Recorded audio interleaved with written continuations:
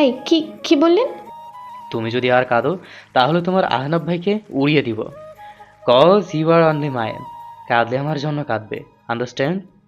রোদেলার স্তব্ধ হয়ে গেল। এটা আবার নতুন কোন ঝামেলার উৎপত্তি হলো? সে কে এই ব্যক্তি? তার পরিচিত নাকি অপরিচিত? রাফি কল কেটে ফোঁস করে শ্বাস ছাড়ল, কেসে গলা ঠিক করলো আর নিজেকে প্রস্তুত করলো আজকে রাতের জন্য। নাতাশা মুচকি হেসে বলে, সমস্যা নেই। আন কোথায়? রাইফা ফোঁস করে শ্বাস ছেড়ে ওর রুমের দিকে নিয়ে যায়। মাঝপথে দেখা হয় আনোয়ারা বেগমের সাথে। মেজাজ বিগড়ে ওনার। ছেলেটা ঝাড়ুটা দিয়ে না হয় আবার খিল দিত। একসময় তো ঠিকই খুলবে, তখন পুরো বাড়ি ঝাড় দেওয়াবে ওকে দিয়ে। নাতাশাকে দেখে বলে উঠল। এই মেয়েকে? নাতাশা রাইফার দিকে তাকায়। আয়নের মা আমি। নাতাশার ঠোঁটে হাসি ফুটে ওঠে। আনোয়ারা বেগম ওকে নিচ থেকে ওপর পরক করছে, পরনে কালো রঙের বোরকা আর হিজাব। হঠাৎই নায়শা ধরফড়িয়ে আনোয়ারের পা ধরে। ভদ্রমহিলা ভয়ে লাফিয়ে ওঠেন। নাতাশা মূলত সালাম করছিল। আনোয়ারা বেগম বুকে হাত দিয়ে জোরে জোরে শ্বাস নিচ্ছেন। এভাবে কেউ সালাম করে? ভয়টা চেপে রেখে কাঁপা কাঁপা স্বরে বলেন, দীর্ঘায়ু হোক তোমার। নাতাশা মুচকি হেসে উঠে দাঁড়িয়ে বলে, আমি আপনার ছেলের বউ। কি? চমকে তাকালেন আনোয়ারা বেগম। রাইফা ঠোঁট চেপে হাসে। নাতাশা পরক্ষণেই বলে, বন্ধু বন্ধু। ও তাই বলো। জি, আপনি চিন্তা করবেন না, আমি এক্ষুনি আনকে বাইরে বের করে আনছি।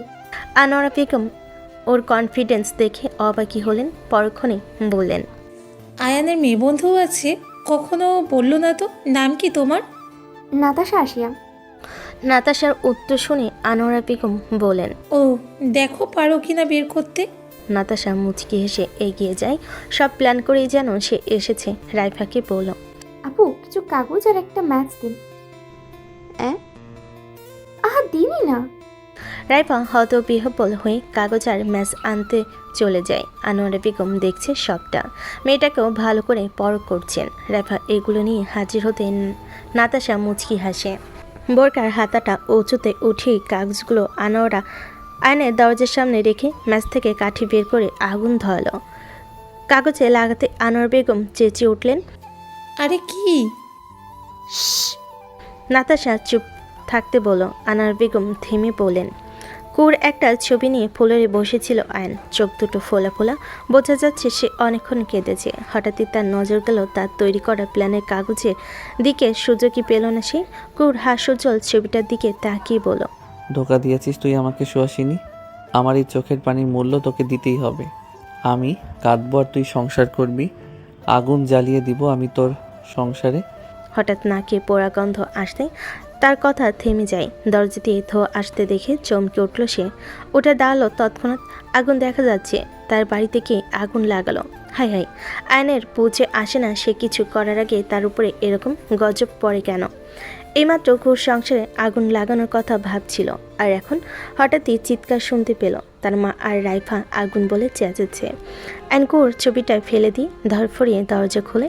দরজা খুলতে নাতাশা হুমড়ি খেয়ে পড়ে তার বুকের উপর। বেচারি কান পেতেছিল আয়ন আসছে নাকি সেটা বুঝতে। আয়ন ভরকে যায়। রাইফা চেঁচিয়ে ওঠে, প্ল্যান সাকসেসফুল। আনোয়ারা বেগম দৌড়ে গিয়ে ঝাড়ুটা নিয়ে বাহিরে আসেন। তিনি ঝাড়ুটাকে জড়িয়ে ধরেন যেন কতকালের বন্ধন।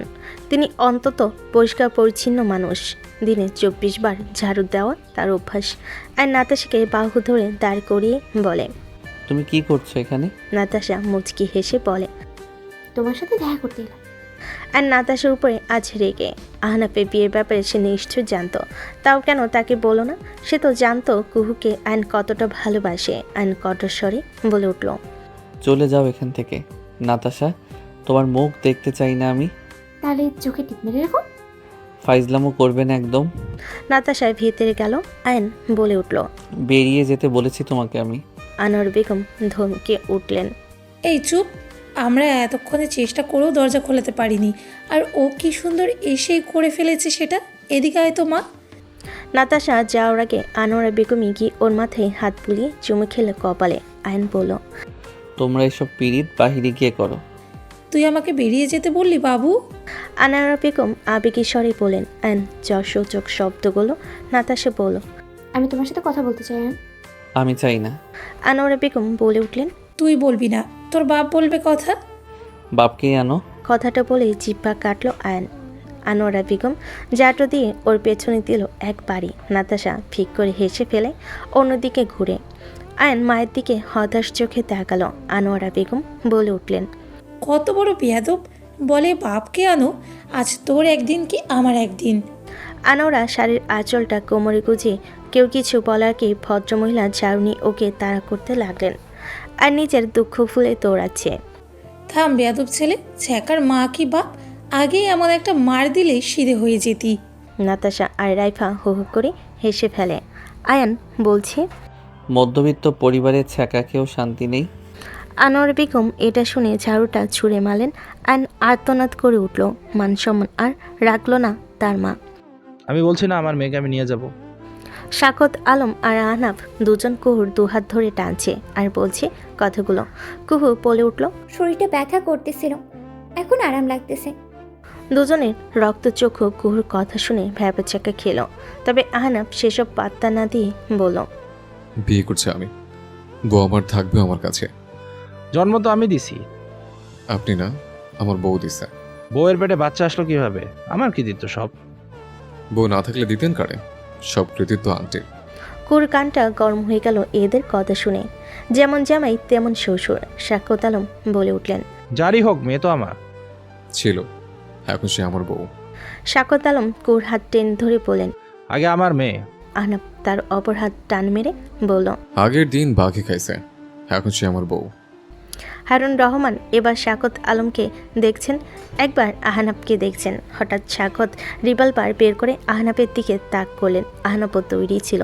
সেও নিজের রিভলভার বের করে ওনার দিকে তাক করলো। দুজনের অপর হাত এখনও কুহুর দিকে। কুহু একটা শুকনো ঢুকিল। শাকত আলম বললেন, ছেড়ে দাও আমার মেয়েকে। আহনাফ বলল, ছেড়ে দিন আমার বউকে। মানি না আমি এই বিয়ে। বিয়ে তো আপনাকে করুনি, যা করার আপনার মেয়ের সাথে করবো। আপনি মানলেই কি আর না মানলেই কি।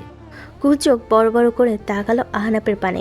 একটু তো লজ্জা করে। শাকত আলম ক্রোধে ফেটে পড়ে বললেন, হাত ছাড়ো আনাফ। আশ্চর্য তো, আপনি শ্বশুরের মতো থাকেন। সঙ্গী লাগলে বলবেন, নাতি নাতি এনে দেব। বউ নিয়ে টানাটানি করছেন কেন? শাকত আলম দাঁতের দাঁত পিষে বলেন, শুট করে দেব কিন্তু। মেয়েকে বিধবা বানানোর এত শখ? হারুন রহমান পাকনামি করে বলেন, ছোট মাকে আমরা অন্য একজনের সাথে বিয়ে দিয়ে দেব। আহনাফ ঘাড় বাঁকা করে দেখল ওনাকে। এরপর বলল, শুনতে পাইনি, কি বললেন? বললাম অন্য একজনের সাথে বিয়ে দেব, তাহলে তো হলো। একটু পেছনে ঘুরেন তো। ভদ্রলোক হক চকালেন। কেন? ঘুরে দেখেন না, চমক আছে। ভদ্রলোক চমক দেওয়ার জন্যই ঘুরলেন বোধহয়। কৌতূহল দমিয়ে রাখতে পারেন না তিনি। পেছনে ঘুরতে একটা গুলির শব্দ শোনা যায়। সবাই চোখ খিচে চেঁচিয়ে উঠল। হারুন রহমান দেওয়ালের সাথে চিপকে গেছেন ভয়ে। পিটপিট করে চোখ খুলেন তিনি। হাত পা পরক করলেন, না বাবা তার কিছুই হয়নি। হঠাৎ তিনি খেয়াল করলেন রক্ত পড়ছে। পেছনে খুলেন ভদ্রলোক। এরপর চেঁচিয়ে উঠলেন। এমন চমক দিবে জানলে দৌড়ে পালাতো সে। কুহু হাসবে না কাঁদবে বুঝল না। হারুন রহমান লাফাচ্ছেন। শাকত আলম রক্তচক্ষু নিক্ষেপ করলো আহনাফের পানে। গার্ডদের নির্দেশ দিতে তারা হারুন রহমানকে চ্যাংকোলা করে নিয়ে যেতে লাগলো। আহনাফ তখন বলে উঠল, ভবিষ্যতে আমার সাথে কথা বলার আগে 100 বার ভেবে বলবেন। শ্বশুর অ্যাসিস্ট্যান্ট বলে পাছে মারলাম, অন্যথায় মাথায় মারতাম। হারুন রহমান মনে মনে বললেন, শেষ রক্ষা হলো না গো, বাজাতে পারলাম না, আমার পা। ও মা! আহনাফ কুহুকে টান মেরে নিজের কাছে এনে জোর গলায় বলল। আমার সাথে থাকবেও। শাকত আলম দাঁতের দাঁত পিষে কুহুর দিকে তাকালেন, বলেন, তুমি কি চাও? কুহু একটা শুকনো ঢোক গিল। আহনাফের হাতের বাঁধন ধীর হলো তার কোমরে। বুঝলো তার সাথে থাকার কথা বলছে। কুহু জিহ্বা দিয়ে ঠোঁট ভিজিয়ে বলল, আমি বলো তিলোত্তমা। আহনাফের শান্ত স্বরটা ভয়ঙ্কর শোনালো। শাকত আলম বলে উঠলেন, ও তোমার বাবার শত্রু সানায়া, তোমাকেও ভালোবাসে না মা। ও তোমার সাথে নাটক করছে, সবটা করেছে প্রতিশোধ নিতে। বাবার কাছে আসো মা। কুহু বাবার দিকে তাকায়। পরক্ষণেই মনে পড়ে যায় তার বাবা একজন খুনি। আর সবচেয়ে বড় কথা হলো আরম তার বাবাকে মেরে ফেলবে। এখন সে বাবার সাথে কি ওর রাগটা বাড়িয়ে দেওয়ার মতো ভুল করবে না। সে বলে উঠল, ঘুম পাচ্ছে আহনাফ, রুমে যাব। সাখত আলম আহত চোখে তাকালেন। আহনাফ হাসল বিজয়ের হাসি। সে কুহুকে ছেড়ে বলল। রুমে যাও শোনা, আমি আসছি। কুহ চলে গেল। যাওয়ার আগে একবার তাকালো বাবার পানে। ভদ্রলোক আজকে ব্যথিত হলেন মেয়ের সিদ্ধান্তে। আহনাফ বলে উঠল। শত্রু থেকে শ্বশুর জামাই হয়ে গেলাম, খেলাতে এবার জমবে শ্বশুর। সাখত আলম আহনাফের কলার চেপে ধরে। খুন করে ফেলবো আমার মেয়ের কোনো ক্ষতি করলে। আহনাফ হাসে, ছাড়িয়ে নেয় কলার। এরপর বলে। আপনার মেয়ে হবে আমার হাতিয়ার, তেলে তেলে মারবো, বিশ্বাস করুন একদম। সাখত আলম বলে উঠলেন। মুখোশধারী, তোর এই রূপ আমি আমার মেয়ের সামনে আনবই। আর আমার মেয়ের গায়ে যদি একটা আঁচ লাগে, বিশ্বাস করা আহনাফ, ধ্বংস করে ফেলবো সব। দেন best of luck. Sakhawat Alam রাগে গজগজ করতে করতে বেরিয়ে যেতে লাগলেন। হঠাৎ পেছনে ঘুরলেন। মনটা মানছে না, মেয়েটাকে বিপদের মুখে রেখে যেতে বড্ড কষ্ট হচ্ছে। মেয়েটা জানেও না সে কোথায় এসে পড়েছে। আহনাফ তার তাকানোর মাঝে দরজা বন্ধ করে ফেল। এরপরেই অট্ট হাসিতে ফেটে পড়ল। ব্রাভো আহনাফ, কি অভিনয়টা না করলে। তুই মারবি তাও কিনা তোর দিল তোমাকে। যে মেয়ে তোর দিকে তাকালে তুই নিজেই খুন হয়ে যাস, তুই তাকে মারবি। Nice jokes. আহনাফ হাসতে লাগলো জোরে জোরে। কুহরুম থেকে খেয়ে উঠল। খ্যাকশিয়ালের মতো করছেন কেন? Only for you babe. তোর নানি বেবি বাঙ্গির পোলা। আহনাফ হাসছে। ভালো ভয় দেখিয়েছে সাখত আলমকে। রাতের ঘুম হারাম হয়ে যাবে লোকটার। ইস, পৈশাচিক আনন্দ। গভীর রাত, মাঝে মাঝে ঝিঝি পোকার শব্দ শোনা যাচ্ছে। একটা অবয় এই রাতে দেওয়াল ডিঙ্গিয়ে শাহরিয়ার কুঞ্জে প্রবেশ করলো। হাত ছুলে গেছে বোধহয়। শেষও পেশে পড়াও পড়ল না। সে গুটি গুটি পায়ে সামনে এগোচ্ছে। গাছের শুকনো পাতায় পা পড়তেই মচমচ শব্দ হলো। একটা জায়গায় এসে থামলো সে। কাঁধে ঝুলছে ব্যাগ। সে পাইপে উপরে উঠতে শুরু করলো। বহু কষ্টে বেলকনিতে এসে পৌঁছালো। দরজা খোলাই ছিল বেলকনি, তাই অসুবিধা হলো না ভেতরে প্রবেশ করতে। রাহুল গভীর ঘুমে আচ্ছন্ন। অবয়টা সেই দিকে এগিয়ে গেল। ব্যাগ থেকে কি যেন বের করে রাহুলের উপর স্প্রে করে দিল। এরপর একে একে বের করলো জিনিসপত্র। একটা বাতিতে আলকাট্রা ঢালো। বিরাসে আলকাট্রা লাগিয়ে সুন্দর করে রাহুলের সিগারেটে পোড়া ওষ্ঠে লাগাতে লাগলো। গান ধরলো। ঠোঁটে লাগাবো কালা আলকাতরা হই। বেশ করে আলকাট্রা লাগিয়ে দিল ওর ওষ্ঠে। এরপর হুডিটা ফেলে দিল। ঠোঁটে বিশ্বজয়ের হাসি। ডিম লাইটের আবছা আলোয় ফুটে উঠল তার মুখ। আরে রাফি পৈশাচিক হাসি দিয়ে বলল। যা আরো খা চুমু, একদম লেপে দিয়েছে। শাল আর মাদারবোর্ড আর মায়া পাইল না। রাফি সব জিনিস ব্যাগে ভরে ফেল। যাওয়ার আগে ওর গালে ঠাস ঠাস করে দুটো থাপ্পড় লাগিয়ে হিসি বলল। শি ইজ অনলি মায়ের। বৃষ্টি ভেজা স্নিগ্ধ সকাল, পাখির কিচিমিচির শব্দে মোহিত প্রকৃতি। আজ বৃষ্টি নেই, তবে আকাশ মেঘলা। মাঝে মাঝে মেঘের আড়াল থেকে সূর্যি মামা উকি দিচ্ছে। রাফি আজকে বড্ড ফুরফুরে মেজাজ নিয়ে ঘুম থেকে উঠল। স্বপ্নটা কি দেখে মাইরি। রাহুলের ঠোঁটে আলকাট্রা মেখে এসেছে। আহা, এরকম স্বপ্ন সে রোজ দেখতে চায়। থাপ্পড়ও না মেরেছিল। পৈশাচিক এক আনন্দ লাগছে রাফির। না জানি বাস্তবে মারতে পারলে কতটা আনন্দ হতো। রাফি লালা করতে করতে ওয়াশরুমে চলে গেল। এরপর বেরিয়ে মর্নিং ওয়াকের জন্য বের হলো। ঘড়ি কাটা 6-এর ঘরে। রাফি গুনগুন করে গান গাইতে গাইতে বের হলো। দরজা লক করে চাবি পকেটে ঢুকালো। হঠাৎ আদিতকে আসতে দেখে সে কপাল কোঁচকালো। হাত উঁচু করে ডাক দিল সে। আদিত ভাই। আদিত চমকে উঠল। রাফিকে এই সময় আশা করেনি বোধহয়। হালকা হেসে এগিয়ে গেল সে। হেই, কি খবর এত সকালে বাইরে? এই একটু হাঁটতে বের হলাম, আপনি এখানে? আদিত আমতা করতে লাগলো উত্তর দিতে গিয়ে। রাফি একবার সামনে কুহুদের বাড়ির দিকে তাকালো। এরপরে দুষ্ট হেসে এক আঙ্গুল নেড়ে বলতে লাগলো। হুম। আদিত মাথার পেছনে হাত দিয়ে হাসলো। কিন্তু রাইফা আপু তো এত সকালে বের হয় না, মানে আমি কখনো দেখিনি আর কি। আদিত মুচকি হেসে বলল। আজকে আসবে, কথা বলবে বলো। রাফি আবার দুষ্টু হাসি বলতে লাগলো। ওই। আদিত লজ্জায় মুখ ঢেকে ফেলে। রাফি হো হো করে হেসে ফেল। এরপর বলে উঠল। ট্রিট দিতে ভুইলেন না ভাই। আদিত হাত সরিয়ে বলে উঠল। ডিরেক্ট বিয়েতে আসিস। ওই হয়। রাফি আবার এক আঙ্গুল নেড়ে নেড়ে দুষ্টু হেসে বলল। আদিত লাজুক হাসে। হঠাৎ একটু সামনে এক রমণী এসে দাঁড়ায়। নীল রঙের এক 3 পিস তার পরনে। আদিত থমকে গেল। আপনা আপনি মুখটা হা হয়ে গেল। মনে হচ্ছে সামনে এক পরী দাঁড়িয়ে। রাফি ওর তাকানো অনুসারে তাকাতেই আবার দুষ্টু হাসে, কানে কানে বলল, বেস্ট অফ লাক ভাই। আদিত হুঁশে ফিরল। রাফি চলে গেল। আদিত এগিয়ে যায় রাইফার দিকে। রাইফা অন্যদিকে তাকিয়েছিল। আদিতকে দেখেছে সে। রাফির সাথে দেখে ডাকিনি আর।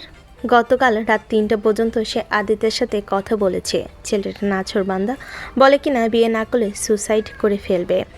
রাইফা অনেক বুঝিয়েছে কিন্তু লাভে লাভ কিছুই হয়নি। রাইফা সারা ছটফট করেছে ব্যাপারটা নিয়ে। আদিত তার জুনিয়রের সাথে কি করে বিয়ে? আদিত ছেলেটাকে সে যতদূর দেখেছে খারাপ নয়, দেখতে শুনতেও ভালো।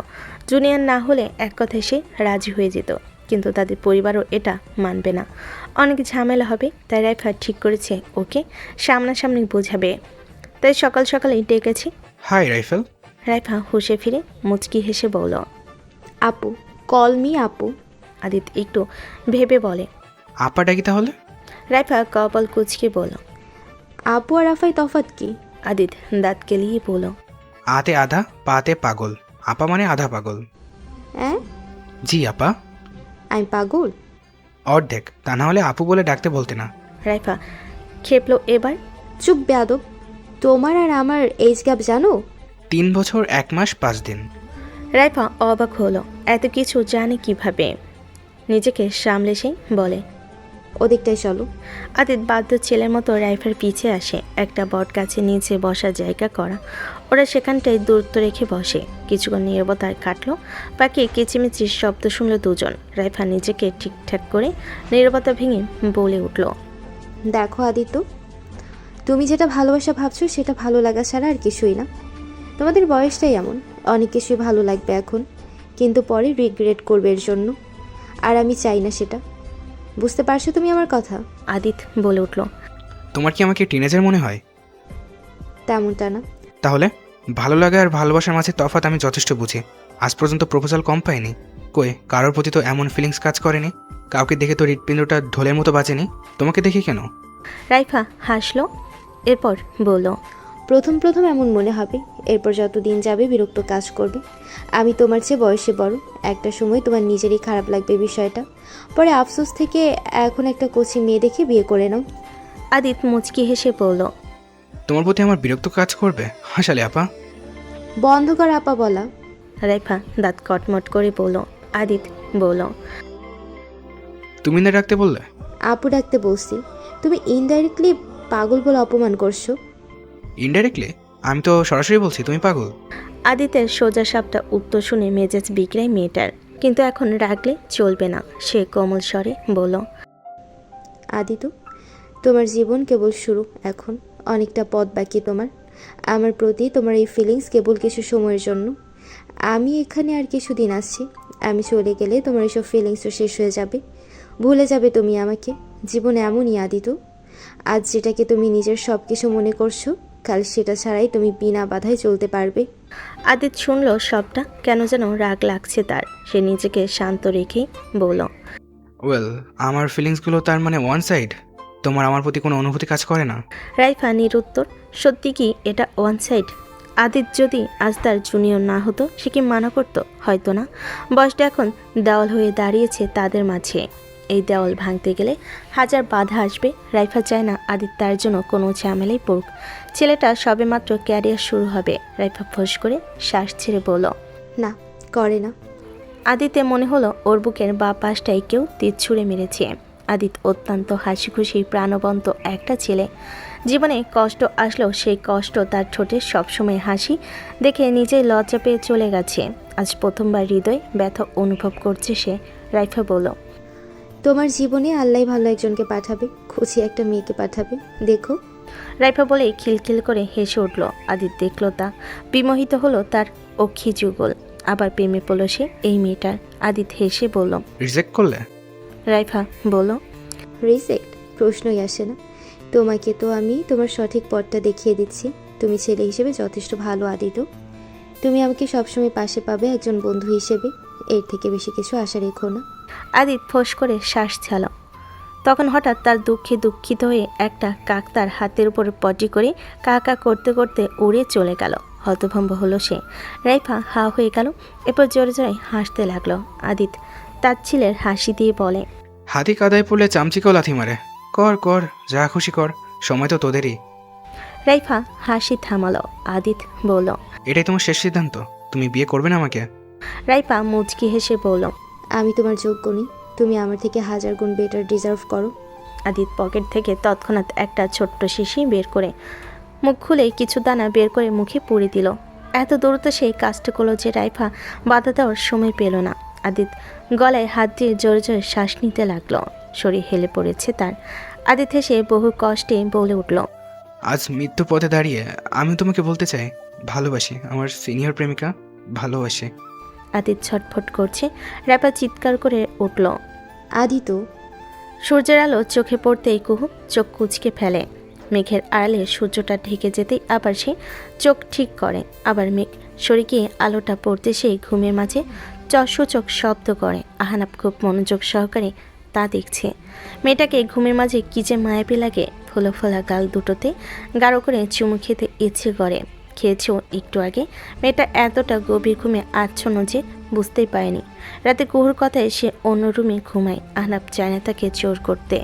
সে চায় তিলোত্তমা তার জন্য ছটফট করুক, তাকে একটাবার কাছে পাওয়ার ব্যথায় মরিয়া হোক। আহনাব কুহুর বিরক্ত ভরা মুখটা দেখে উঠে পর্দা দিয়ে ঢেকে জানালাটা একবার উকি দিয়ে সূর্যের দিকে তাকিয়ে বলে, বেয়াদব সূর্য, তুমি জানো না আমার বউ ঘুমাচ্ছে? কেন ডিস্টার্ব করছো তাকে? ক্ষমতা থাকলে আজ তোমাকে আমি ধ্বংস করে ফেলতাম, দুষ্ট সূর্য। সূর্যটা বোধহয় আহনাবকে ব্যঙ্গ করতে তার প্রখরতা বাড়ালো। বইতে হয়তো কথা বলতে পারতো, হয়তো কথা বলতে পারলে বলতো, বোধ ভয় পেয়েছি স্যার, দেখুন ভয়ে কেমন কাঁপছি। যা ভাগ শালা, বউ পাগল। আহনাব পর্দা টেনে দিয়ে তার কথা হাওয়ায় ভাসিয়ে দিল। নিজের ভাবনার মাঝেই হাসি আহনাব। বউ পাগলা আহনাব, নাইস নেম। সে কুহুর পাশে গিয়ে দুপা উঠিয়ে বসে। আবার দুহাত গালে ঠেকিয়ে মনোযোগ সহকারে নিজের স্ত্রীকে দেখছে সে। কেমন ঘুমে কাহিল হয়ে আছে সে। হঠাৎ আহনাব খেয়াল করলো কুহু মুচকি মুচকি হাসছে। কিরে, স্বপ্ন দেখছে নাকি? আহনাবর মুখটা কাছে নেয় একটু। কুহুর হাসি রেখা দীর্ঘ হয়। কি এমন দেখছে যে এত হাসছে? হঠাৎ আবার হাসি বিলীন হয়ে যায় মেয়েটার। কেমন ছটফট করতে লাগলো সে, যেন কোনো মূল্যবান কিছু তার কাছ থেকে ছিনিয়ে নিচ্ছে কেউ। বিড়বিড় করছে কিছু। কান্নায় ওর ওষ্ঠের কাছে স্পষ্ট বুঝলো সে কুহু তার নাম নিচ্ছে। আহনাব। হঠাৎ কুহু কেমন ঘামতে লাগলো। আহনাব হতভম্ব হলো। এসির পাওয়ার বাড়িয়ে দেয় সে কুহুর অস্থিরতা কমাতে। ওকে নিজের বুকে জড়িয়ে ধরে আলতো হাতে, এরপর আস্তে করে নরম স্বরে বলে, এই তো তিলোত্তমা, এখানে আমি আছি, ভয় নেই, রিল্যাক্স। কুহু শান্ত হয়, অস্থিরতা কমে তার। ঠোঁটে কোণে আবার হাসি রেখা দেখা যায় তার। আহনাব বুঝতে পারে না, এমনকি দেখেছে যে হাসছে আবার কাঁদছে আবার হাসছে। হঠাৎ কুহু তাকে শক্ত করে জড়িয়ে ধরে। আহনাব এসব ভাবনা থেকে বেরোয়। মুচকি হাসে সে, কপালে চুমু খেয়ে বলে, লক্ষ্মী বউ আমার। 38, 39, 40। রোদেলা হা হয়ে গেল পঞ্চমবারের মতো। তার চারিদিকে শাড়ি ছড়িয়ে ছিটিয়ে, পাশে 40 ডজন বিভিন্ন রঙের চুড়ি। রোদেলা তো 40 রঙের নামও জানে না। আর এখানে এত রঙের শাড়ি চুড়ি। রাত থেকে সকাল পর্যন্ত শুধু গুনেই চলেছে মেয়েটা। আর প্রত্যেকবারই অবাক হচ্ছে। গত রাতে পার্সেলটাতে এগুলো এসেছে। সারাটা রাত ঘুমাতে পায়নি সে। গুনেছে তো গুনেছি, খুশি থেকে হতভম্ব বেশি হয়েছে। এত জিনিসটাকে ওই লোক পাঠালো। মেয়েদের এতগুলো শাড়ি চুড়ি গিফট পাওয়া যেন স্বপ্নের ব্যাপার। রোদেলা আহনাফের দুঃখ ভুলে এগুলো নিয়ে মেতেছিল সারাটা রাত। খুশিতেই বোধহয় ঘুমটা উড়ে গিয়েছিল তার। কত শাড়ি, আল্লাহ! বিভিন্ন ধরনের শাড়ি রয়েছে এখানে। রোদেলা সবগুলো শাড়ি গায়ে ফেলে দেখছে কেমন লাগে। এত শাড়ি চুড়ি রাখবে কোথায়, সেটাও চিন্তার বিষয়। ব্যাপারটা ভাবতেই খিলখিল করে হেসে ফেলে আজ। জিনিস আছে অথচ জায়গার অভাব পড়েছে। এ যেন অন্য এক আনন্দ। গুনগুন করে গান গাইতে লাগলো সে। শাড়িগুলো এক একে আলমারিতে রাখতে লাগলো। শাড়িগুলো চোখ ধাঁধানো সুন্দর। লোকটা চয়েস অনেক ভালো, মানতে হবে। রোদেলা উৎফুল্ল মনে সব কয়টা চুড়ি সাজিয়ে রাখল। এরপর হাই তুলে বিছানায় ধপাস করে শুয়ে পড়ল। গাঙ্গে যাক ভার্সিটি, অন্যদের থেকে নোট নিয়ে নিবে সে। এখন ঘুমাবে একটু, শান্তির ঘুম দিবে সে। দেওয়ালে লাগানো বড় স্ক্রিনটাতে এসব দেখে রাফি হাসে। যাক, মন ভালো হয়েছে মেয়েটার, এটাই অনেক। শাড়ি চুড়ি এত ভালোবাসে মেয়েরা। রাফি কফির কাপে চুমুক দিয়ে ভাবে বিষয়টা। শাড়ির একটা শোরুম খুলে কেমন হয়, রোদেল্লাকে গিফট দিবে সেটা। মেয়েটা এই খুশিতে যদি রাফিকে মেনে নেয়, আহা, রাফির চোখ খুশিতে ঝলমল করে ওঠে। পরক্ষণই ভাবে, টাকা তো গাছে ধরে, ফাউল আইডিয়া একদম। আদিত, কিছু হবে না তোমার, আমি আছি আদিত। রাইফা আদিতকে একটা রিকশায় করে হসপিটাল নিয়ে যাচ্ছে। আদিত বেহুশ। রাইফা তাড়া দিল, মামা একটু তাড়াতাড়ি চলুন না। যাইতেছি মা। রাইফার চোখ থেকে অশ্রুকণা গড়িয়ে পড়ে। আদিতের মাথা তার কাঁধে। রাইফা বলতে লাগলো, এই আদিত, চোখ খোলা রাখো। আদিত, আদিত। রাইফা ভয়ে কাঁপতে থাকে রীতিমতো। সে আদিতের পালস চেক করলো, পালস চলছে। নিশ্চিত হলো একটু। কিছুক্ষণ বাদে তার হসপিটালে এসে পৌঁছে। রাইফা চেঁচিয়ে ডাকতে থাকে। কিছু লোক স্ট্রেচার নিয়ে হাজির হয় সাথে সাথে। এত সকালে ডাক্তার এসেছে কিনা কে জানে। রাইফা আদিতের হাত ধরে রেখেছে। ছেলেটার মুখে রক্ত। রিকশায় উঠে হঠাৎ খেয়াল করে রক্ত পড়ছে তার মুখ থেকে। রাইফা ঝরঝরি কেঁদে ফেলে। হাসপাতালে প্রবেশ করতেই একজন ডাক্তার আর নার্স ছুটে এলো। দুজনে মুখে মাস্ক। রাইফা ভাঙ্গা স্বরে বলতে লাগলো, ডাক্তার, ওকে ঠিক করে দিন। ডাক্তার আদিতের পালস চেক করে। এরপর দুদিকে মাথা নাড়িয়ে কেমন বিষণ্ণ স্বরে জিজ্ঞাসা করে, আপনি পেশেন্টের কি হন? রাইফা এক মুহূর্তের জন্য থমকাই। কি বলবে সে? একটু সময় নিয়ে বলল, বন্ধু। ওনার প্লাস খুব স্লো চলছে, মেবি সময় শেষ ওনার। খুব কিছু খেতে পেয়েছে। রাইফা থমকে যায়। তার জন্য ছেলেটা বিষ খেয়ে ফেলো, হায় আল্লাহ। রাইফা বলে উঠল, এভাবে বলবেন না প্লিজ, ওকে ঠিক করে দিন। আচ্ছা, আমরা শেষ চেষ্টা করব। আদিতকে নিয়ে যেতে লাগলো। রাইফা ফুপি কেঁদে ওঠে। হঠাৎ আদিত জোরে শ্বাস নেয় একটা। মুখ থেকে রক্ত পড়ে গড় গড়িয়ে। রাইফা দৌড়ে যায় ওর নিকট। আদিত, কিছু হবে না তোমার। আদিত নিভু নিভু তাকাই, ঠোঁটে ক্ষীণ হাসি। বহুত কষ্টে বলে, একবার ভালোবাসি বলবে, মিথ্যা হলেও? রাইফার বুকটা মজুতি ওঠে। এতটা পাগল হলো কেন ছেলেটা তার জন্য? আদিতের প্রতি রাইফার যে কোনো ফিলিংস নেই এমন তো না। তবে সে সবটা আবেগ ভেবে উড়িয়ে দিতে চেয়েছিল। আদিতের ভালো জন্যই বোঝাতে চেয়েছিল তাকে। কিন্তু এখন বুঝতে পারছি সে দুর্বল আদিতের প্রতি। তার জুনিয়র ছেলেটার প্রতি সে দুর্বল। আদিতকে হারানোর ভয়ে জেঁকে বসেছে তার মাঝে। কেন এমন হলো? দুদিনের একটা ছেলের জন্য এত ফিলিংস? বেশি দিন তো হয়নি সে আদিতকে চিনেছে। এটা আবেগ নাকি ভালোবাসা? 2 দিনের এই অনুভূতির নাম কি দিবে সে? নিজের মনকে বোঝাতেই আদিতকে বকাঝকা করত, চেষ্টা করত এড়িয়ে যাওয়ার। কিন্তু পারল কই? রাইফা অঝরে কেঁদে বলে উঠল, ভালোবাসি আদিত, এটা ওয়ান সাইড নয় আদিত, আমিও তোমাকে ভালোবাসি। আদিত চোখ বুজে নেয়। এটা শুনে মোরও বুঝি শান্তি। আদিত বলে উঠল, সত্যি তো? হ্যাঁ হ্যাঁ সত্যি, আই লাভ ইউ। হঠাৎ হাততালির শব্দ শোনা গেল। চমকে উঠল রাইফা। নার্স মেয়েটা হাততালি দিচ্ছে সাথে। এবার ডাক্তারও। হঠাৎ পেছন থেকে একজন বলে উঠল, জামাই রাজি, বউ রাজি, রাফি আনবে কাজে। বিয়ে করলো তোমাকেই করবে ভাইয়া, ধরছিল বাজে। ভাবি সাজবে বউ, ভাই সাজবে জামাই। বিয়ের পর তোমাদের আমি খাওয়াবো যে শ্যামাই, আহা খাওয়াবো আমি শ্যামাই। হ্যাঁ, আমাকে নাতাশা আপু কল করে বলেছে।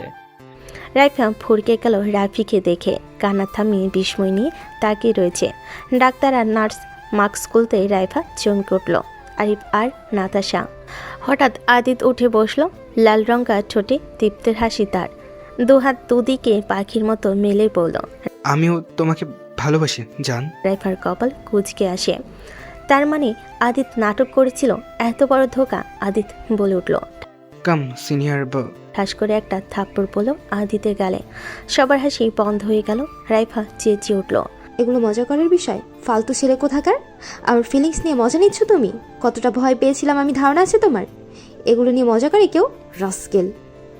সকাল বিদায় হসপিটালে তেমন মানুষ নেই। তবে 2-4 জন যারা আছে তারা সবাই হাঁ করে তাকিয়ে আদিত এসবে পরোয়া না করে দাঁত গেলে অপর গাল বাড়িয়ে দিয়ে বলল, আরেকবার গালে দাও প্লিজ, তা নাহলে আমার বিয়ে হবে না আবার। রাইফা চেতে ওর কলার ধরে ঝাঁকাতে ঝাঁকাতে বলল, খুন করে ফেলবো তোমাকে আমি। এসব নিয়ে মজা করে কেউ? You idiot! আদিত ধাক্কা দিয়ে দূরে সরিয়ে বলল। আমার সাথে কোনো কথা বলবে না তুমি। আই হেট ইউ, শুনেছো? আদিত বলে উঠল। তুমি করো লেট, আমি করি লাভ। তুমি হবে মা, আমি হব বাপ। রাফি বলে উঠল। ওয়াহ ভাই ওয়াহ, সেই।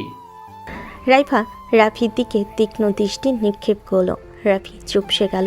রাইফা আদিতের দিকে কটমট করে তাকিয়ে বলে উঠল। রাইফা আশেপাশে কিছু খুঁজে না পেয়ে নিজের জুতোটা হাতে নিয়ে নেয়। আদিত ওরে বাবা গো বলে লাফিয়ে নামে স্টেশন থেকে। রাইফা ছুটল পেছন পেছন। আদিত বাইরের দিকে ছুটছে আর চিৎকার করে বলছে। শুনছো পৃথিবী, আমার সিনিয়র প্রেমিকা আমাকে ভালোবাসে। আমার ভালোবাসা ওয়ান সাইড না। আকাশ ভেঙে বাড়ি ধারা নামে তখন। রাইফা থেমে যায়, আদিতও থামে। আদিত পেছন ফিরে তাকায়, এরপর দুদিকে হাত মেলে বলে। বুকের দহন নিভিয়ে দাও রাইফেল।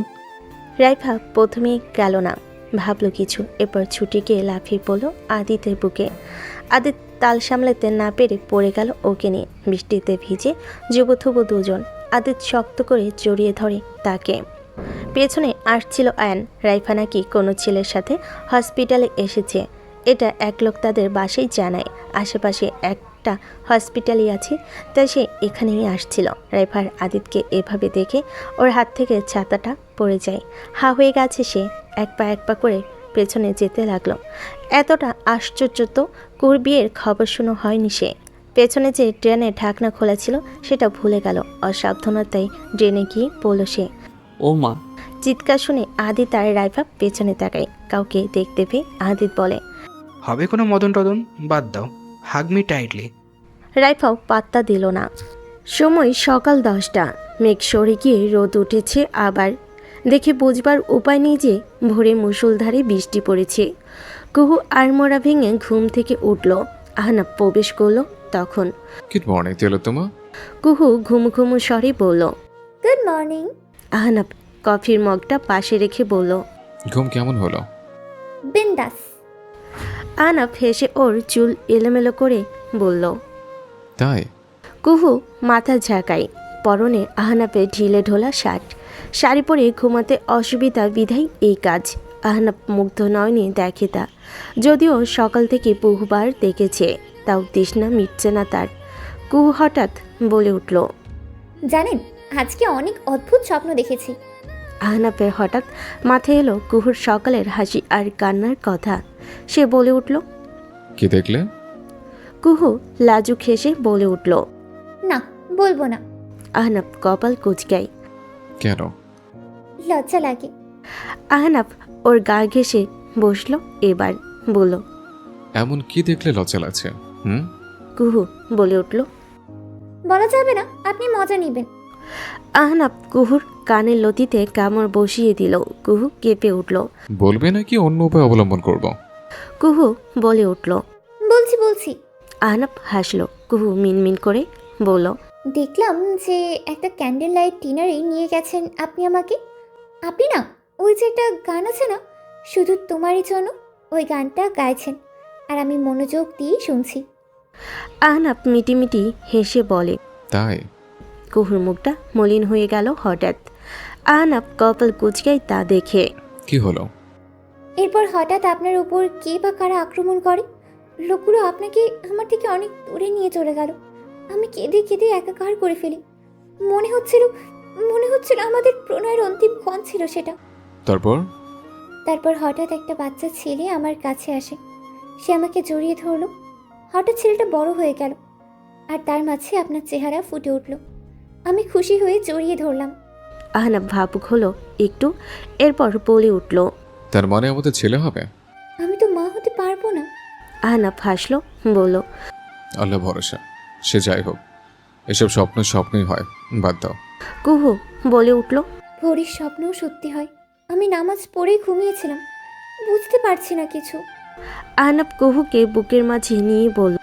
কিচ্ছু হবে না, আল্লাহ ব্যতীত কি আমাদের আলাদা করতে পারবে না। কুহু কিছু বলে না। হঠাৎ আহনাবের ফোনটা শব্দ করে বেজে উঠল। আহনাব কুহুকে জড়িয়ে ধরেই অপর হাতে ফোনটা নেই। নাতাশা কল করেছে। হ্যালো, বল। নাতাশা কর্কশ স্বরে বলল। আন্টি কি করেছিস তুই? আহনাব কপাল কুঁচকাই। আশ্চর্য তো, আমি ছেলেদের প্রতি ইন্টারেস্টেড নাকি? কুহু ভোরকে উঠতে নিলে আহনাফ বুকে চেপে ধরে তাকে নাতাশা বলে উঠল, আমার আয়ন কোথায়? আমি কি জানি? তুই আমাকে জিজ্ঞেস করছিস কেন? বলই নিখোঁজ, তুই ছাড়া আর কেই বা করবে এই কাজ? আহনাফ চমকে ওঠে। নিখোঁজ?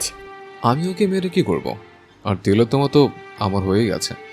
দেখ, গিয়ে কোন চেপে দেবদাস হয়ে বসে আছে। আনাফ, আই এম সিরিয়াস। আমি জানলে কি বলতাম না? নাতাশা ফুপিয়ে কেঁদে ওঠে। আয়নকে এনে দে। আরে আচ্ছা কুল, আমি দেখছি। কল কাটলো আহনাফ। কুহু বলল, আয়ন ভাইয়ার কি হয়েছে? কি জানি, নিখোঁজ বলে। কুহু চমকে উঠল। কি? আহনাফ সবেমাত্রই একজনকে কল করতে নিয়েছিল, তখন নাতাশা আবার কল করে। বল। পেয়েছি, ড্রেনে পড়েছিল। আহনাফ হতভম্ব হয়ে বলল, হ্যাঁ, ওখানে কি করছিল? শোকে শোকায়িত হয়ে ড্রেনে ঝাঁপ দিয়ে মরতে চেয়েছিল নাকি? তোর আমি পরে কল করছি। নাতাশা কল কেটে দেয়। কুহু জিজ্ঞাসা করলো, কি হয়েছে? আহনাফ কিছুক্ষণ চুপ রইল, এরপর ঘর কাঁপিয়ে হেসে উঠল। কুহু এর আগে তাকে এভাবে হাসতে দেখেনি। আহনাফ হাসতে হাসতে বলে, মানে সিরিয়াসলি? ওই দিন তুমি পড়লে ড্রেনে, আর আজ আয়ান। তোমরা ভাই বোন হিসেবে পারফেক্ট। কুহু বালিশ ছুঁড়ে মেরে বলল, চুপ করুন বাঙ্গির নাতি। আহনাফ বলে উঠল। করবো না ড্রেনের নাতে। আহনাফের মুখে এই কথা শুনে কুহু বলে উঠল, বাঙ্গির নাতি কোথাকার? ড্রেনের নাতিন কোথাকার? চুপ। আহনাফ ঠোঁটে আঙ্গুল দিয়ে চুপ থাকবে বোঝালো, তবে তার ঠোঁটের হাসি সরছে না। কুহু আহনাফের দিকে তাই আরেকটা বালিশ ছুঁড়ে মারল। আহনাফ বালিশটা ধরে হো হো করে হাসতে লাগলো। কুহু রেগে ওয়াশরুমে চলে গেল। আহনাফের ফোনটা বেজে উঠল শব্দ করে। আহনাফ ফোনটা হাতে নিতেই দেখলো রাফির কল। রিসিভ করলো সে। ভাই, রাতে আজকে গোডাউনে আসেন, দুর্দান্ত খবর পেয়েছি। আসল কালপ্রিট মনে হয় এবার সামনে আসবে। আহনাফ কপাল কুচকাই সে বলল, গুছিয়ে বল। আহা, আপনি আইসেন না। আহনাফ ভাবনায় পড়ে যায়। রাফি কল কেটে দেয়। আহনাফ ফোঁস করে শ্বাস ছাড়ল। তুমি কি সত্যি রোদেলাকে বিয়ে করবে? বাবার কথা শুনে রাহুল গম্ভীর স্বরে বলল, কোনো সমস্যা? সাজ্জাদ শাহরিয়ার থমথমে স্বরে বলল, রোদ কি কোনো দোষ করেছে? আমার ভাইয়ের মেয়েও রাহুল, ওকে অন্তত। রাহুল শব্দ করে হাসলো, এরপর বলল, আই লাভ হার ড্যাড। সে তো কত মেয়ে। আজ অবধি এই কথা আমি তোমাকে বলছি কোনোদিন? কোনো মেয়েকে নিয়ে ভালোবাসার কথা বলেছি? সাজ্জাদ শাহরিয়ার ভাবুক হলেন। সত্যি তো, এর আগে তো এসব বলেনি কখনো। ছেলেটা কি সত্যি রোদেলাকে ভালোবাসে? এটাও সম্ভব? ব্যাপারটা সাজ্জাদ শাহরিয়ার কাছে বড্ড অদ্ভুত ঠেকল। শিয়াল তো মুরগি শিকার করে খায়, বিয়ে করার কথাও মাথায় আনে। তার ভাবনার মাঝেই রাহুল বলল, আমাকে নিয়ে যত কম ভাববে তোমার জন্য ততই ভালো। বয়স হচ্ছে তো, ছেলের পথের কাটা হওয়ার চেষ্টা করো না। তুমি জানোই আমি কেমন। রাহুলের কথাটা সাজ্জাদ শাহরিয়ার বেশ ভালোই বুঝলেন। তিনি এক ভুরু উঁচু করে বললেন, তুমি আমাকে মেরে। সতর্ক করলাম জাস্ট। বিয়ে ভাঙার চেষ্টাও করো না। রোদকে পেতে আমি সব করতে পারবো, সব মানে সব। রাহুল বাবার দিকে তীক্ষ্ণ নয়নে তাকিয়ে বলল কথাটা। সাজ্জাদ শাহরিয়ার বলেন, রোদেলা তোমার সম্পর্কে সবটা জানে, জানলে তো তোমার মতো ছেলেকে ভালোবাসার কথা না। রাহুল হাসলো কেমন করে যেন। আপনার সম্পর্কে সবটা জানে আপনার স্ত্রী মিস্টার সাজ্জাদ শাহরিয়ার। রাহুল? সাজ্জাদ শাহরিয়ার কটমট করে বললেন। রাহুল বলল, আপনি যে কত বড় সাধু তা আমার জানা আছে।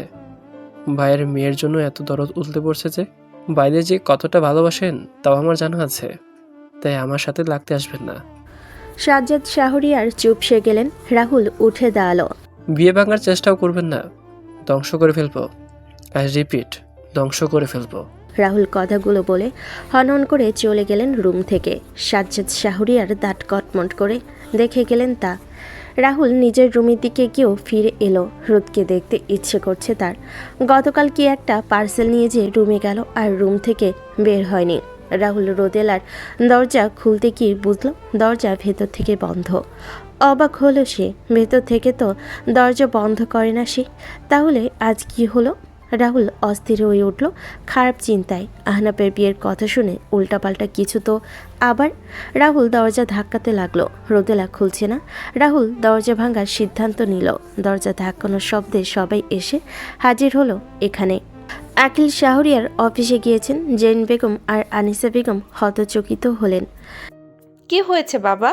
জেন বেগম অস্থির কণ্ঠে শুধায়। রাহুল কিছু বলে না। রাহুল বোধহয় একটুর জন্য নিজেকে সিআইডির দয়া মনে করেছিল।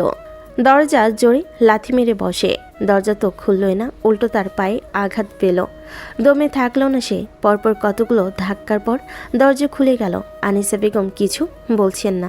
ছেলে পাগলামি দেখছেন তিনি। মনটা বলে উঠল রোদি পারবে তাকে ঠিক পথে আনতে। দেশে বাহিরে থাকাকালীন প্রায়ই রাহুল রাতে বাড়ি যেত আর ফিরে আসতো মাতাল অবস্থায়। অনেক সময় কিছু মেয়েকেও সাথে দেখেছেন তিনি। আনিসা বেগম যদি জানতেন তার ছেলে এর চেয়েও নিকৃষ্ট, তাহলে বোধহয় রোদেলার সাথে বিয়ে দিতে অমত প্রকাশ করতেন। আফসোস, ছেলের সব সম্পর্কে সবটা তিনি জেনে উঠতে পারেননি। এদিকে রাহুল হুড়মুড়িয়ে প্রবেশ করে রোদেলার কক্ষে। মেয়েটা একটা কোলবালিশ জড়িয়ে ধরে দিব্যি ঘুমাচ্ছে। ঘুমে এতটাই মগ্ন যে এত চেঁচামেচিও শুনিনি। এত ঘুম পাগল কেউ হয়? রাহুল স্বস্তির শ্বাস চালো ওকে ঠিক দেখে। জেরিন বেগম বলেন, কুম্ভকর্ণ একটা, এত ডাকাডা। কথা বলো না ছোট মা, উঠে যাবে তো। রাহুলের কথা শুনে থেমে গেলেন জেরিন বেগম। আনিসা বেগম মিটি হাসলেন। জেরিন বেগমকে সাথে নিয়ে বেরিয়ে গেলেন কক্ষ থেকে। রাহুল রোদেলার জন্য অনেকটা পাগল, অনেক সুখী হবে রাহুলের সাথে আমার মেয়েটা, তাই না আপা? আনিসা বেগম মুচকি হেসে বললেন, ওদের দেখলেই মনে হয় মিট ফর ইচ আদার, অনেক সুখী হবে ওরা। জেরিন বেগম হাসলেন। দুজনেই কথা বলতে বলতে চলে গেলেন। রাহুল রোদেলা শিওরে বসে মাথায় আদর হাত বুলিয়ে দেয়। মেয়েটা এত সুন্দর কেন? আহনাফের রুচি খারাপ। এত সুন্দর মেয়ে রেখে কিনা কুহুর মতো একটা শ্যামলা মেয়েকে পছন্দ করলো। কুহুর মতো মেয়েকে শুধু ভোগ করা যায়, ভালোবাসা যায় না।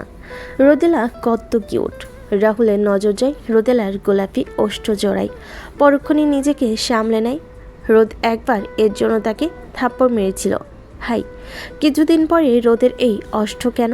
পুরো শরীরের অধিকার তার থাকবে। মাথায় কিছুক্ষণ হাত বুলিয়ে সে চলে গেল। রাফি কটমট করে সবটা দেখেছে। রাগে পায়ের জুতা খুলে স্ক্রিনে মেরে বসলো। আল্লাহ গো, ধৈর্য শক্তি বাড়িয়ে দাও আমার, এসব আর সহ্য করতে পারছি না আমি। সূর্যটা পশ্চিম আকাশে হেলে পড়ছে। আকাশে অল্প স্বল্প মেঘ ভেসে বেড়াচ্ছে। পাখিরা ডানা ঝাপটে নিড়ে ফিরে যাচ্ছে।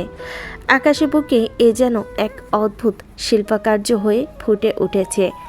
রাইফা সেদিকে আপন মনেই তাকিয়ে রয়েছে। পাশেই আদিত বসা। আয়ানদের বাড়ির পাশের পার্কটাতে এসেছে তারা। ছেলেটার ঠোঁট থেকে আজ হাসি সরছে না। সে বাদামের খোসা ছাড়িয়ে খাচ্ছে, আবার রাইফাকেও দিচ্ছে। রাইফাকে অন্যমনস্ক দেখে বলল, কি ভাবছো রাইফেল? হুম? কি ভাবছো এত? রাইফা অল্প হেসেই বলল, কিছু না। আবার নীরবতা চলল কিয়ৎক্ষণ। রাইফা নীরবতা ভাঙল। আচ্ছা আদিত্য, তোমার পরিবারে যদি আমাকে পছন্দ না হয়? আদিত কথাটা শুনে খ্যাক খ্যাক করে হাসে। রাইফা কপাল কুচকায়। আদিত বলল, আমার পরিবার তো আমাকেই পছন্দ করে না, তোমাকে করবে কেমনে? তবে চিন্তা করো না, বকা টকা দিলেও মারবে না, ভালো আছে এমনি। রাইফা হতভম্ব হলো কথাটা শুনে। কিছুক্ষণ চুপ থেকে বলল, কেউই মানবে না এটা, না তোমার পরিবার আর না আমার। পরিবারের ব্যাপার তুমি আমার উপর ছেড়ে দাও, তুমি শুধু আমার পাশে থেকো, আমি সবটা সামলে নিব, ওকে? রাইফা কিছু বলল না। উদাস নয়নে আবার আকাশে পানে তাকালো। ভেতরের অশান্তি কমছে না কিছুতেই। সামনে বিরাট ঝামেলা হবে বলে মনে হচ্ছে তার।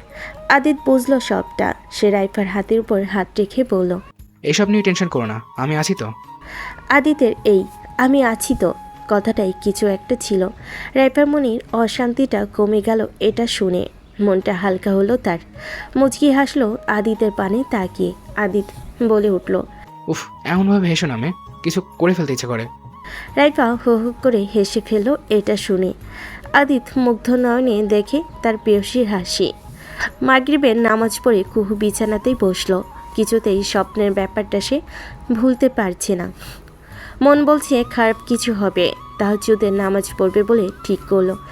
আল্লাহর কাছে সাহায্য চাইবে তখন আহনাফ হাজির হলো কফির মগ হাতে। একটা কুহুর দিকে বাড়িতে আর একটা পাশের টেবিলে রাখলো। কুহু মলিন হাসলো। আহনাফ কপাল কুঁচকে বলল, মন খারাপ?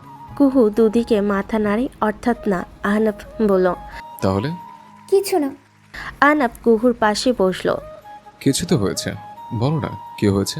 কুহু ওসব কথা না বলে বলল, আপনি জানতেন সাখাওয়াত আলম আমার বাবা? আহনাফ মুচকি এসে ওর মাথায় হাত বুলিয়ে বলল, এমন কিছু কি বাকি আছে তোমার যা আমি জানি না, শুধু শরীরের তিলগুলো বাদে? শেষের কথাটা ওর দিকে ঝুঁকে একটু ফিস ফিস করে বলল। কুহু লজ্জা পেল না, সে শুধু বলল ও।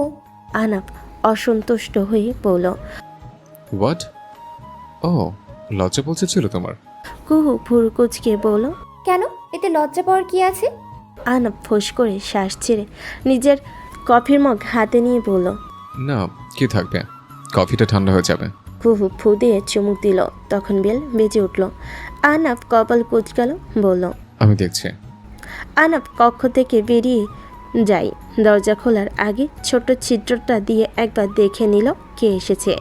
দেখতে তার মুখ বিকৃত হয়ে গেল। দু একটা গালিয়ে দিল। বেলটা আবার বেজে উঠল। আহনাফ বহু কষ্টে মুখে হাসি আনলো। দরজা খুলে বলল সে। আয়ান আরেকবার বেল বাজাতে যাচ্ছিল, কিন্তু আহনাফ দরজা খোলায় হাত ফিরিয়ে আনলো। আহনাফ উৎফুল্ল স্বরে বলে উঠল, আরে সমুদ্রী সাহেব যে, আসুন আসুন, বুকে আসুন। আয়ান কিছু বলার আগে সে তাকে জড়িয়ে ধরে পরক্ষণে কিছু একটা মনে পড়তে তাকে ছেড়ে দেয়। আপনি নাকি ড্রেনে পড়ে গেছিলেন? ভারী লজ্জা পেল ছেলেটা। তার চোখে মুখে লজ্জার আভা দেখা যাচ্ছে।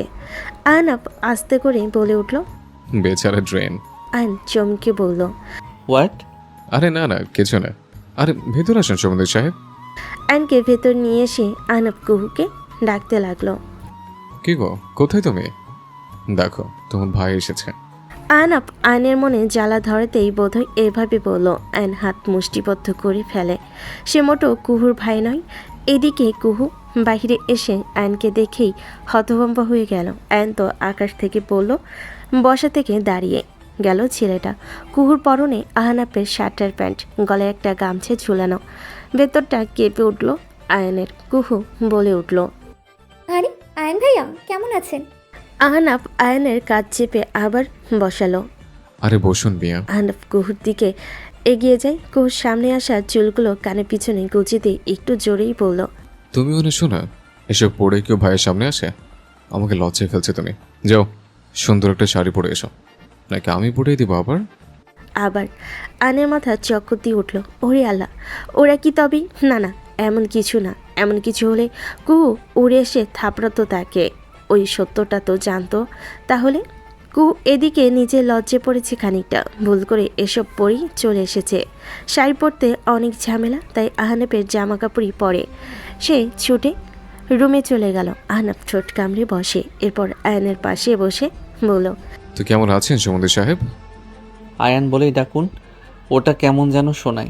আহনাফ বলে উঠল, ওমা, সে কি? একটা মাত্র শালা সম্বন্ধে আমার অন্য কিছু বলে ডাকবো কেন? আয়ন কিছু বলল না। রাগে লাল হয়ে যাচ্ছে ছেলেটা। আহনাফ খোঁচা মেরে বলল, বোনের জন্য মন কেমন করছিল বুঝি?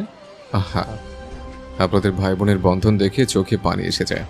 আহনাফ একটু কানের অভিনয় করলো। আয়ন চেতে বলে উঠল, ফালতু বকা বন্ধ করুন। আপনি ইচ্ছা করে এসব বলছেন তাই না? কোন সব? আহনাফ অবুঝের ভান করলো। আয়নের আর সহ্য হচ্ছে না। সে ওর কলা চেপে ধরে বলল, আমার সুহাসিনীকে কেড়ে নিয়ে এখন নাটক করছিস? লজ্জা করলো না অন্যের ভালোবাসা কেড়ে নিতে? আহনাফ বাঁকা হেসে বলল, না, একদমই লজ্জা করলো না, কারণ ওটা ওয়ান সাইড ছিল। আর তাছাড়া শুধু কেড়ে নেয়নি, আর অনেক কিছু। আয়ন এবার কলা ছেড়ে হু হু করে হাসতে লাগলো। আরও অনেক কিছু করেছেন, মিথ্যা বলে জ্বালা ধরাতে চাইছেন। মিথ্যা? হ্যাঁ মিথ্যা।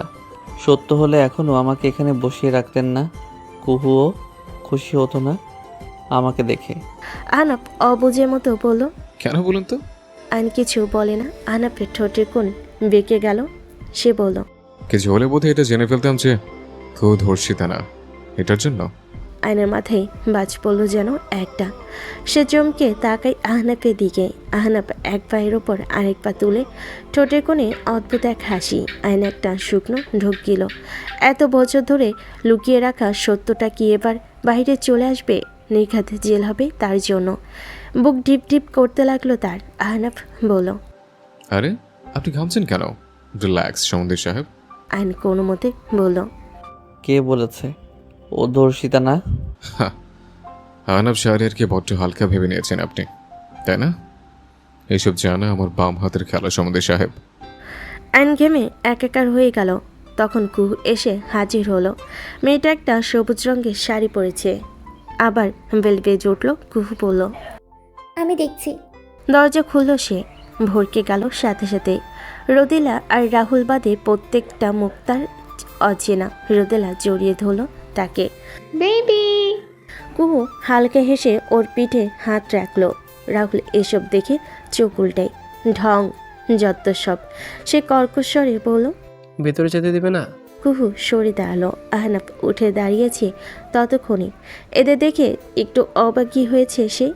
জেরিন বেগম কুহুর থুতনি ধরে বলে উঠলেন, মাশাল্লাহ। তবে আনিসা বেগম খানিকটা অপছন্দের নজরে তাকালেন। আহনাফের পছন্দ তার ঠিক ভালো লাগলো না। তবুও মুখে হাসি রেখা কমালো না। জেরিন বেগম বললেন, আমি আহনাফের ছোট মা আর রোদেলার মা। খুব ব্যাপারটা বুঝতেই পা ধরে সালাম করতে নিলে জেরিন বেগম থামিয়ে দিলেন। পেছনে গম্ভীরভাবে দাঁড়িয়ে আছেন আখিল শাহরিয়ার আর সাজ্জাদ শাহরিয়ার। কুহু মুখে সালাম দিল তাদের। সবাই ভেতরে আসলো। পেছনে আহান শাহরিয়ারকে দৌড়ে আসতে দেখা গেল। কুহু তাকেও সালাম দিল। আহান হাঁপাতে হাঁপাতে উত্তর দিল। আহানা বিরক্ত হলো এখানে সবাইকে দেখে। সে বলে উঠল, তোমরা কি করতে এসছো এখানে? সবার মুখের হাসি উবে গেল এটা শুনে। রাহুল বলল, বিয়ের ডেট ফিক্সড করতে। তুই তো যাবি না, তাই আমাদের আসতেই হলো। কেন তোদের বাড়িঘর নেই যে আমার বাড়িতে নিজের বিয়ের ডেট ফিক্স করতে এসছিস? আহান শাহরিয়ার বলেন, তোমার আর রাহুলের একদিনে বিয়ে হবে। হোয়াট? ইয়েস। আহনাফ মোটেই তা পছন্দ করলো না। সবাই বসলো। অ্যান বেচারা এক কোণে চেপে রইল। ভেবেছিল আহনাফকে বলবে কুহুকে ডিভোর্স দিতে। এখন উল্টো বিয়ের ডেট ফিক্সড হচ্ছে এদের। তার সাথেই কেন এমন হয়? সে মুচকে এসে সালাম দিল। তাও কুহুর ভাই হিসাবে আহনাফ তাকে পরিচয় করিয়ে দিল। আন ব্যতীত হলো। মুখটা ফেটে গেল তার। সাজ্জাদ শাহরিয়ার বলে, ওদের ফ্যামিলির পজিশন কেমন? আহনাফ বলে উঠল, আপনাকে বলার প্রয়োজন মনে করছি না। সাজ্জাদ শাহরিয়ারের ইগোতে লাগলো কথাটা। আহান শাহরিয়ার চোখ দিয়ে শাসালেন ছেলেকে। আহনাফ তাকে ব্যঙ্গ করলো। হতাশ হলেন তিনি। আখিল শাহরিয়ার বলেন, মুখের ভাষা ঠিক করো আহনাফ মাইজানের সাথে। আপনারা তো জানেনই আমাকে, তো কেন সম্মান আশা করেন আমার থেকে বুঝি না আমি। আখিল শাহরিয়ার ফোঁস করে শ্বাস চালেন। কুহু চমকাই খানিকটা। বাড়ির লোকের সাথে এভাবে কথা বলে কেউ? জেন বেগম বলেন, আচ্ছা বাদ দাও এসব। বিয়ের তারিখ ঠিক করা হোক। কুহুর বাড়ির লোকও তো আছে। বড় ভাই বাবার দায়িত্ব পালন করবে। আইনের বুকটা পুরো ফাটলো এবার। একটা গান মনে পড়লো হঠাৎ তার। বুকটা ফাইটা যায়, বুকটা ছিঁড়া যায়। আইন জোরপূর্বক হাসে। আনিসা বেগম কুহুর উদ্দেশ্যে খানিকটা কর্কশ স্বরে বলেন, এই মেয়ে এদিকে এসো। আহনাফের পছন্দ হলো না ডাকটা। সে বলে উঠল, একবার নড়বে না তিলোত্তমা। কুহু যেতে নিয়েও দাঁড়িয়ে পড়ল। আনিসা বেগম কপাল কুঁচকালেন। রাহুল ফোন স্কুল করছে। এসব বিষয়ে তার ইন্টারেস্ট নেই। জেনে শুনে আহনাফের কাছে অপমানিত হয় তার বাবা মা। আহনাফ বলল, বড় চাচি, আপনি নিশ্চয়ই আমার ওয়াইফের নাম শুনেছেন। এই মেয়ে কি শব্দ? সে কোনো রাস্তার টোকায় না। সে আহনাফ শাহরের একমাত্র শখের নারী। তার ওয়াইফ সে কথাটা মাথায় রেখে কথা বলবেন। প্রথমত বড় চাচি নামটা শুনে আহত হয়েছেন আনিসা বেগম। বড় মা থেকে বড় চাচি। একটু কষ্ট তো হলোই, কিন্তু সে কিছু বলল না। আন শাহরিয়ার বলে উঠলেন, ঠিক করে কথা বলো আহনাফ। উনি আমার ওয়াইফকে সম্মান না দিলে আমি তো বালের সম্মানই করব, তাই না? এবার সকলে দাঁড়িয়ে পড়ল। আহনাফের চেহারায় রাগ উপচে পড়ছে। আনিসা বেগম কেঁদে ফেলেন। সাজ্জাদ শাহরিয়ার বলে উঠলেন, মুখ সামলে কথা বলো। আর আপনি কথাই বলবেন না আমার সাথে। থমথমে পরিবেশ মুহূর্তেই গরম হয়ে উঠল। কুহু তখন বলল, আহনাফ আহনাফ শান্ত হন। আহনাফ রাগি চোখে তাকালো তার দিকে, অর্থাৎ তাকে চুপ থাকতে বলেছে। কুহু তা দেখে বলে উঠল, চোখ রাঙ্গাবেন না আহনাফ, বাঙ্গি দিয়ে পেটাবো আপনাকে। এভাবে কথা বলে কেউ বড়দের সাথে? আহনাফ চুপসে গেল হঠাৎ। সে বলতে লাগলো, তিলোত্তমা উনি। চুপ। ধমক দিল কুহু। সবাই হা হয়ে গেল। যে ছেলেকে তারা কিছু বলতে পারে না, সেই ছেলে এই একলতির মেয়ে ধমকাচ্ছে। আর আহনাফও চুপসে গেল। কুহু বলল, ওনার তরফ থেকে আমি সরি। আপনারা প্লিজ নিজেদের মাঝে ঝামেলা করবেন না। আনিসা বেগম সুযোগ পেলেন, বলেন, তোমার মতো অলক্ষে মেয়ে দুটো হয় না, আসতে না আসতে ঝামেলা বাঁধিয়ে দিলে। এবার কুহু খেপল। আচ্ছা ফাজিল মহিলা তো। কুহু তাকে বাঁচিয়ে দিল, আর এখন সে তাকেই কথা শোনাচ্ছে। আহনাফ কিছু বলার আগেই কুহু বলে উঠল, বাণিকচন্দ্রের মতো কথা বলবেন না। এসব শাওমি মার্কে কথা শুনলে উনি আরো রেগে যাবেন। বাঙ্গির জুস খাবেন, মাথা ঠান্ডা হবে। মহিলা কিছুই বুঝলেন না। বাণিকচন্দ্র আবার কি, আর শাওমি কি? নিস্তব্ধ ঘরে কে যেন আস্তে করে বলে উঠল। বাইঞ্চো আর শাও। ভরকে গেল সবাই।